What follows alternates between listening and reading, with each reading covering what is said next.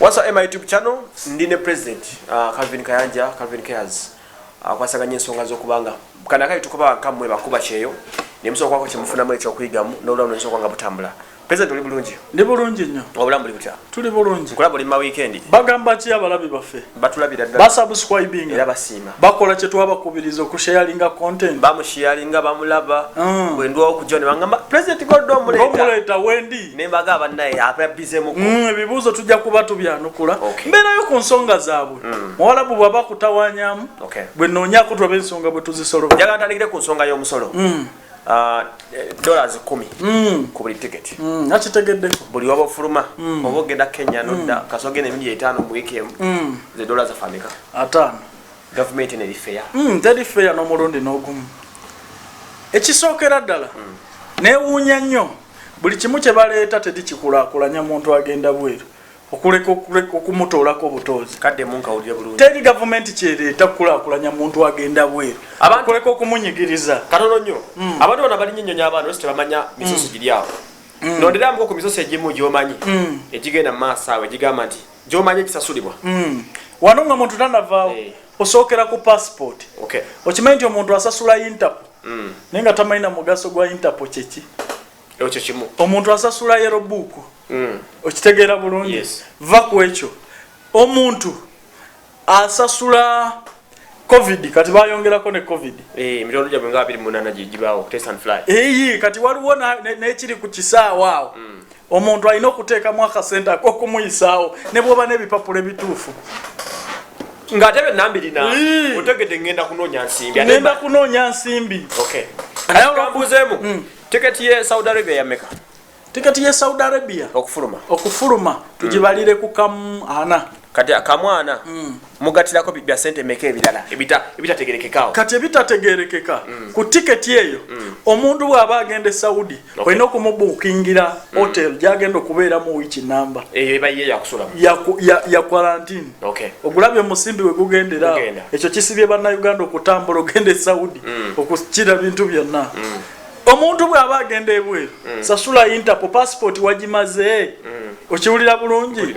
Va ku ekyo osasudde Interpol alina okulaga yellow book ku kisaawo. Kati abakulu babawongeddeko ne $10 ku buli muntu. Ndabira ddala nga kino kyakutulugunya muntu agenda wabweru. Ekisooka gavumenti yanditegedde nti abantu bano baba bayambye ne bagende bweru kuba si yebayambye. Yes. Gavumenti terinayo programu gye yali yekoze kusisimula muntu agenda bweru. Tukyeyo oba tusisimuke tugende tukole nga yeteekamu sente. Naye ate omuntu anoonyeza akasente katunze buli kimu kati omwongedde ne $10 ng'ate agenda kutaasa ku unemployment. Mpulira. Tokitegere omuntu bwe yeekubira ekkubo n'agamba kangende njiye gavumenti yandyongedde kugonza bugonza ng'amawanga amalala.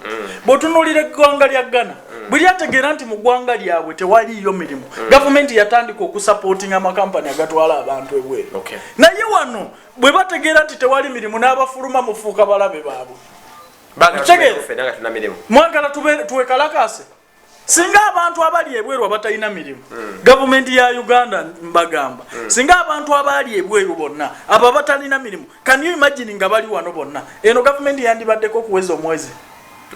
Pressure ya abantu omutwalo gumu mu kasanvu oba emitwalo 17 egiri wabweru egyagenda okukola obukozi singa bekyawira wano nga tebayina exit yonna. Weno gavumenti yandisigaddeko. So gavumenti mu kifo kye appreciating ekigiyambye okujiwa ku space abantu ne bafuna mu kabriza ne bagenda ebweru ne bakola ate yongera kuduumula nsimbi ekigenda oleeta obuzibu kubanga tejja kukoma wano kati ono yazze okubba tajja kukoma wano yatandise na $10 ajja kumaliririza ku 10. Osalinga abantu bangi abalemereddwa okuaffordinga tiketi zino nga basigadde wano tebalina mirimu. Tajja kukoma wano lwatandise butandisi era bwe mutamulabuukirira kumulaga bulabe bwe kirimu kyayagala okuleeta buli lwotandika okwongeza ensimbi ku bantu abagenda ebweru. Abantu bano bateekamu sente makampani kyekisooka kati zino kampani tejja kukkiriza gwe muba mwayongedde tiketi ne mujongera $10 kampani ejja kukwata emitwalo 10 bakakadde kasaba omwana. Okitegedde ejja kasaba kagamba kimaliza kigenze kunza asembayo. Gwa asembayo andi bawongedde $10 yeeyongera 2 ne kampani ejja kwongera 2 kubefunye excuse kati kati omuntu wa bulijjo yakola ki yasigala anyigirizibwa so ate gavumenti wano yandyongedde kuwewula omuntu agenda ebweru agenza okuyiiya bazza wano sente mpitirivu si gwamufunidde omulimu yeye yeeyiyiriza n'ayiiya byonna nga bw'ayiiyiza agenda bweru ate kuddiza gwofunemu nga tolina kyotaddemu okitegeera so gavumenti yandyongedde kuwewula nsonga eno ng'amawanga amalala bwe gakola gasupportinga ebirowoozo ne decision ziz'abantu baago si kwongera kukalubya mbeera yonna kutulugunya muntu agenda kwongera ku ggwanga okitegeera so kino nkiraba kyakutamya butamya bantu ate kigenda okuleetera abantu obulabe kubanga bw'ogamba nti abantu tebafuluma bw'otandika okuduumuula essente okwongeza process eno obanga otangira abantu okufuluma ekintu ekyobulabe nnyo kuba Munnayuganda bw'anaabeera wano nga talina ekiziitiru tugenda kukulaakulanya bulamu obwe agenda bafuukira ekizibu so dola zino 10 eyazireese pulezidenti tujja munoonya tumubuulire ekibi ekikirimu ye tujja kumunoonya mu nsonda zonna tulabe tumunnyonnyole obuzibu bwa dola 10 zo kuba tezigenda kutandikira wano olwo baatandise bamafiya bawano baatandise okubba ojja kuziraba leero ziri 10 kati gavumenti bw'eba etaddeko omusolo gwa 10 manya n'atunda tiketi agenda kwongereza okwo olwo ne gwe bagiguziza wa kampani ayongereza okwo olwo kigwere muntu asembayo kwasembayo ekibuuzo oli mu mativu n'emisolo gyaffe gino kyegikola siri mu mativu n'akamu lwaki siri mu mativu n'akamu kuba sente za ggwanga zoonoonebwa bwonoonebwa biki byewandyagadde omusolo guno okolebwengamu singa kale kuba singa gavumenti ebannambulukufu buli sente nga bwezijje mu sekita nti zino tuzijje kubagenda bweru dola 10 naye era sente zino zirina kukulaakulanya ekyo tezirimu sekita y'okutambuza abantu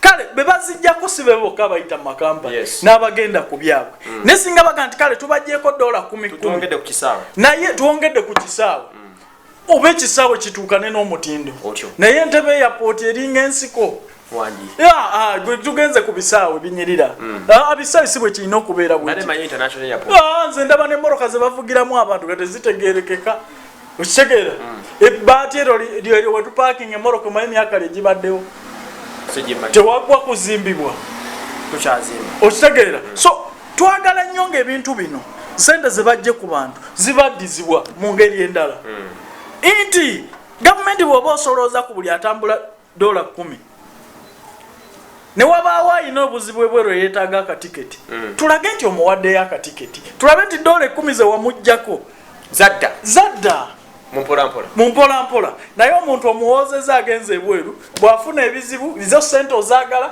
naye ate bw'afuna ebizibu gwe weesugagamba singa embassies ezivunaanyizibwa ku bantu abagenda ebweru kati mubasolooza naye embassies ennyini we batuukira tezirina na accommodation na capacity kuba accommodating embassy ye Saudi Arabia oba eggwanga lyonna erigendamu bannayuganda waliwo embassy erina ebitanda ebisukka 10 nti abannayuganda bayinza ogigwako 10 ne bafuna we basula kugambye tebalina capacity embassy tezirina call center teri embassy gy'oyinza kubako simu ng'osinziddewo okuleka nga ina namba ya mukulu oba omuntu yenna mu embassy naye tibagamba nti eno ye embassy ndi njikubako yonna wenfunye nenkuba ku reception bagita 24/7 ndi kweri so gavumenti ya Uganda singa ejja sente zino nga bwebeze nezizza mu bintu kyandikoze amakulu naye ogenda oziwulira ezo dola 10 bazijje ku bantu nga bo bennyini bazeeriiridde singa bazijja mu kukulaakulanya bintu ebyo that's nice bwado bakirambisa ensonga zino nsuubira omulango gutuuse